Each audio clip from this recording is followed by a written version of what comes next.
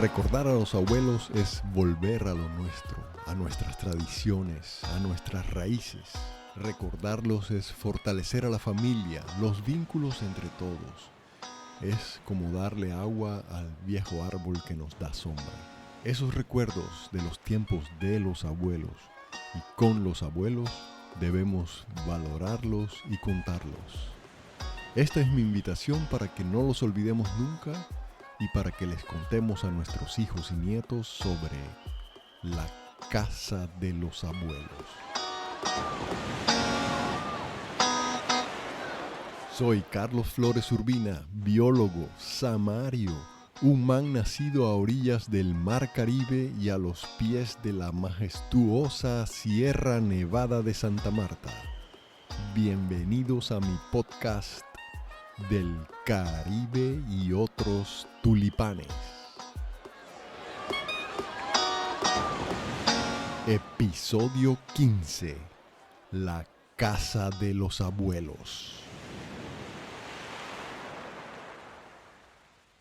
Cuando éramos niños, muchas veces en las noches como a las 6, después de haber estado durante la tarde disfrutando del atardecer en el camellón con mis hermanos y mis papás, al regresar a la casa subíamos por la calle del Pozo y entrábamos a saludar a la casa de mi abuela materna.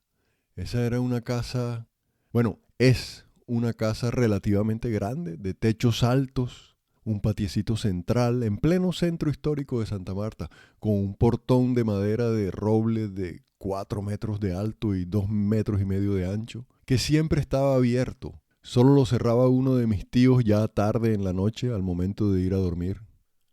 Seguía el zaguán, ancho y fresco, y estaba separado de la estancia o la salita que más se usaba para la familia y las visitas más cercanas por una especie de mámpara de madera con una puertecita, que era la única puerta que en realidad se cerraba durante el día, pero que a la larga no ofrecía ninguna seguridad, pues tenía una cerradura que se podía abrir desde ambos lados. Los muebles de esa salita o estancia eran todos de mimbre de colores y ratán. Los mecedores, las sillas, el sofá, y había una silla, si es que se le puede llamar silla, con la forma de un cono. Y esa era la preferida de todos los nietos, la que siempre nos peleábamos. Ahí en esa sala había una repisa de vidrio con unos muñequitos de madera de no más de 8 o 10 centímetros de alto que representaban una banda chupacobre. El uno era el trompetista, el otro saxofonista, el otro el de la bombardina, también uno con una flauta o más bien un clarinete y unos 2 o 3 los de la percusión, las maracas, los platillos y no sé qué más. Todos estaban vestiditos con vestidos de cumbiamberos, con liquiliqui blanco, un pañuelo rojo al cuello y sombrero volteado. Yo podía sentarme a jugar con ellos toda la tarde y armaba con ellos tronco de desfile y tronco de fiesta por toda la sala. Tan chévere.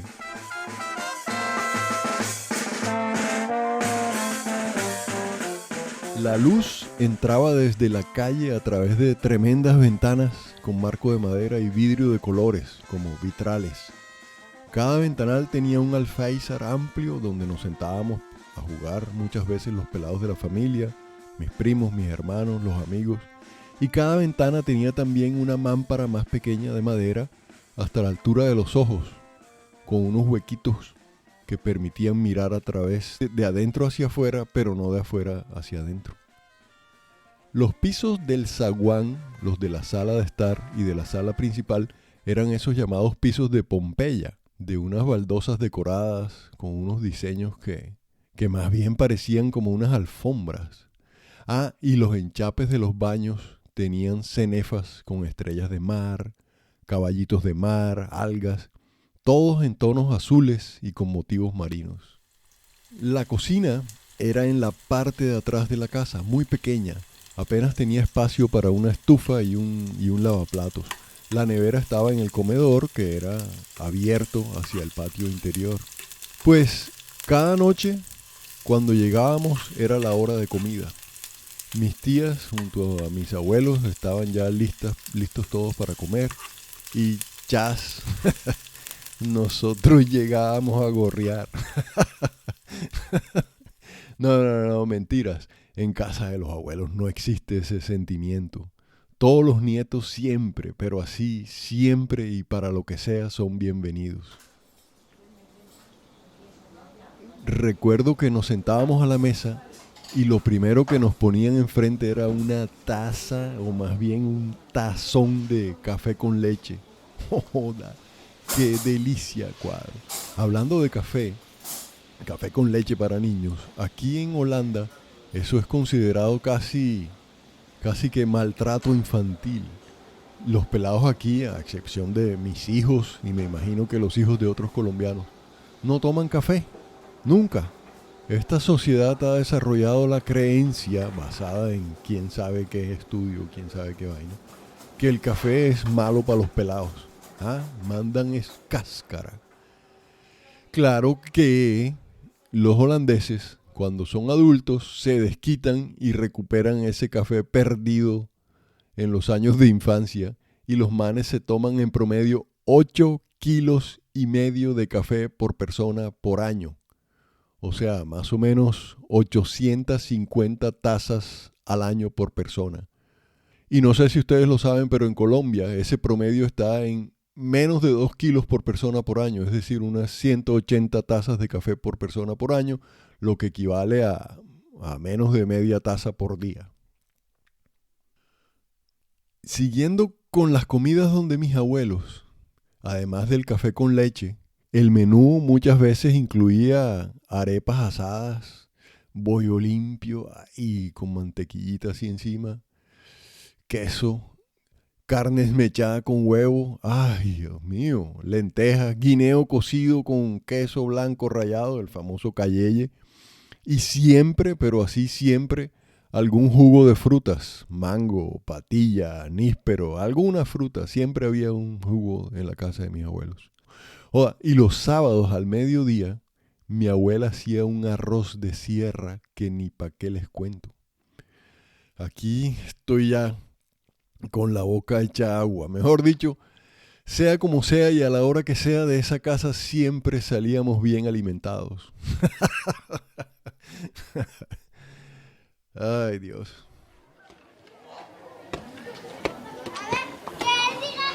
Esa calle donde vivía mi abuela, la calle del Pozo, estaba llena de pelados jugando siempre. Los que vivían ahí y los que no vivíamos ahí, pero teníamos abuelos que ahí vivían. Y es que en esa calle, como me imagino que debió ser en todas partes, los hijos y nietos de unos eran amigos de los hijos y nietos de los otros. Y las puertas de todas las casas estaban abiertas para todos. Qué delicia de vida.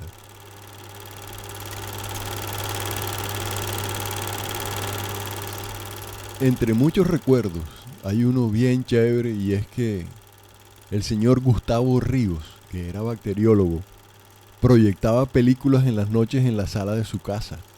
Películas en blanco y negro y mudas, sin sonido. Y muchas de esas películas eran sobre animales. Oh, y ahora que lo pienso, quizás esa fue una de las experiencias en mi niñez que inconscientemente me iban empujando para terminar siendo biólogo. En todo caso, todos los peladitos de la calle, los Martínez Vaca, los Vives Gutiérrez, los Angulo, los Angarita, los Campos, los Ceballos, los Zúñiga, todos éramos bienvenidos en esas noches samarias a ver cine en la Casa de los Ríos.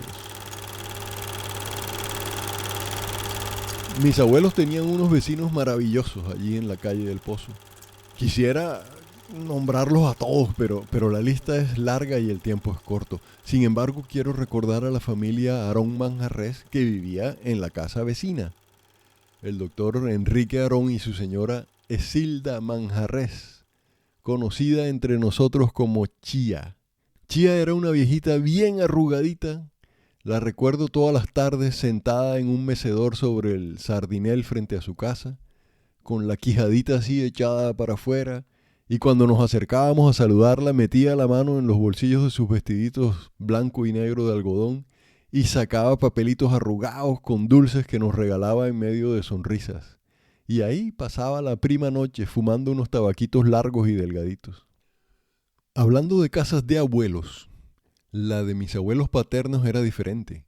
Mi abuela murió antes de que yo naciera y el abuelo se quedó con mis tías en esa casa sobre la calle de la Acequia. Y la puerta hacia la calle de la Acequia la cerraron para siempre, dejando la entrada a partir de ese momento por la puerta de la calle Santo Domingo. En esa casa yo no recuerdo haber ido a gorrear nada. Quizás solo en los cumpleaños de mis tías o algo así, pero no lo recuerdo. Lo que sí recuerdo muy bien era el cuarto de mi abuelo. Estaba como en una especie de altillo, de ático, ubicado al fondo de la casa, en el traspatio. Había que atravesar toda la casa y luego subir por una escalera de concreto para llegar hasta allá. Para mí ese era un cuarto lleno de misterios o de secretos por descubrir. Realmente eran dos espacios, uno amplio cerca de la puerta, con mucha luz, de pintura azul descascarada por el salitre, con ventanas altas y claraboyas cerca al techo de vigas de madera y tablones de ladrillo. A un lado de ese espacio, el más luminoso, contra una ventana amplia que miraba hacia las torres de la catedral, estaba la cama doble de mi abuelo, con armazón de hierro estilo Luis XV, también pintada de azul clarito. Él tenía un escaparate de madera ahí en el cuarto con 3 puertas. La puerta del centro era un espejo grandísimo en el que se podía reflejar todo el cuarto. También había allí un escritorio con muchísimas gavetas en el que mi abuelo se sentaba en los primeros años con sus espejuelos. Espejuelos, así le llamaba él a sus gafas. Espejuelos, una palabra muy castiza y bellísima además. Y ya en los últimos años se sentaba a leer entonces los periódicos y las revistas que mi papá le llevaba, ya no con los espejuelos, sino con lupa. También había en ese cuarto una mesita que servía como mesa de comedor y que cuando llegábamos de visita él la corría y la ponía como mesa de centro. Tenía 2 sillas y 2 mecedores, todos de marco de esos de metal y cintas plásticas rojas y blancas. Contra la pared, encima de la cabecera de su cama, estaba colgado un retrato grandísimo de su hermano mayor, vestido de militar, bien jovencito se veía, y quien había muerto en un episodio absurdo en los últimos días de la Guerra de los 1000 días, por allá en 1902. En el rincón del cuarto, como si hubiese sido olvidada, aunque yo sé que no era así, estaba la espada de ese hermano, una espada de acero con el escudo del ejército grabado al pie del mango. Yo sentía que esa espada y el retrato le daban una solemnidad especial a ese cuarto, tanto que muchas veces, sin que nadie se diera cuenta, les hice un saludo militar disimulado poniéndome la mano aquí en la frente como si me rascara la cabeza y parándome todo recto y tal. Yo me acercaba mucho a la espada para poder detallarla, pero nunca me atreví a tocarla. El otro espacio en ese ático era un cuarto más bien oscuro y de luz amarilla que se filtraba a través de las claraboyas ovaladas allá cerca del techo. Cuando me asomaba desde la puerta, yo solo veía telarañas gigantes. Las ventanas siempre estaban cerradas y un poco de baúles empolvados en donde mi abuelo guardaba recuerdos del pasado. Nunca nos dejó que nosotros solos los escudriñáramos, sino que algunas veces nos mostraba lo que ahí tenía. Guardaba, por ejemplo, cartas topográficas bien amarillentas ya de las fincas de la zona bananera y fotografías de los primeros años de la Compañía Frutera de Sevilla. También tenía ahí periódicos y revistas de comienzos de siglo y algo que siempre me sorprendía, tenía ahí también envuelto en un trapo de terciopelo rojo un viejo revólver Smith & Wesson que un gringo de la compañía le había regalado antes de embarcarse de regreso a su país después del coge-coge ese de la llamada masacre de las bananeras. No recuerdo que mi abuelo alguna vez hubiera tenido ahí en su cuarto algo de comer que nos pudiera haber brindado a nosotros. Nada de galletas, ni de dulces, ni nada. Pero lo que sí recuerdo muy bien Es el ritual que con mi papá hacíamos cada año para el cumpleaños del abuelo.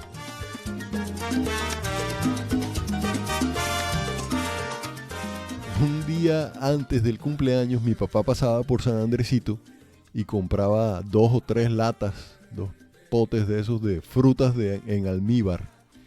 Algunas veces eran melocotones, otras veces frutas surtidas. En la noche mi mamá envolvía el regalo, o como siempre dijimos por aquí, la cuelga. ¿Ah? Qué palabra tan bacana, la cuelga. Se ha perdido esa palabra. ¿Eh? Bueno, siguiendo con el cuento, el día del cumpleaños del viejo íbamos con mi papá, mis hermanas, hermano y yo a visitarlo y a llevarle su cuelga. Ese ritual y ese mismo regalo fue el mismo por lo menos, yo creo que durante unos 30 o 40 años. Y mi abuelo cada año hacía como que se sorprendía cuando rompía el papel del regalo. ¡Ah! Oh, gracias, esto sí me gusta. No me lo esperaba.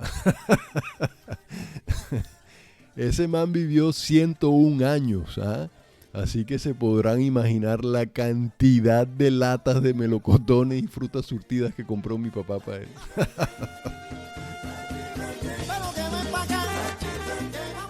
Es fácil imaginar que todos hemos vivido momentos inolvidables en la casa de los abuelos. En la calle de donde hayan vivido. En la Tumba 4, en la de la Sequia, en la de la Cruz, en la de Burechito, en la Cangrejal o la Cangrejalito. No importa.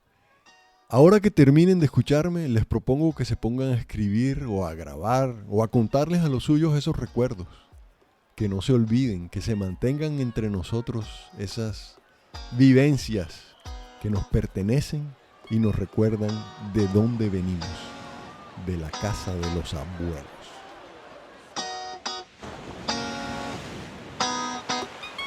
La próxima semana estaré aquí con un nuevo episodio recordando algunos de los cines samarios y sus historias.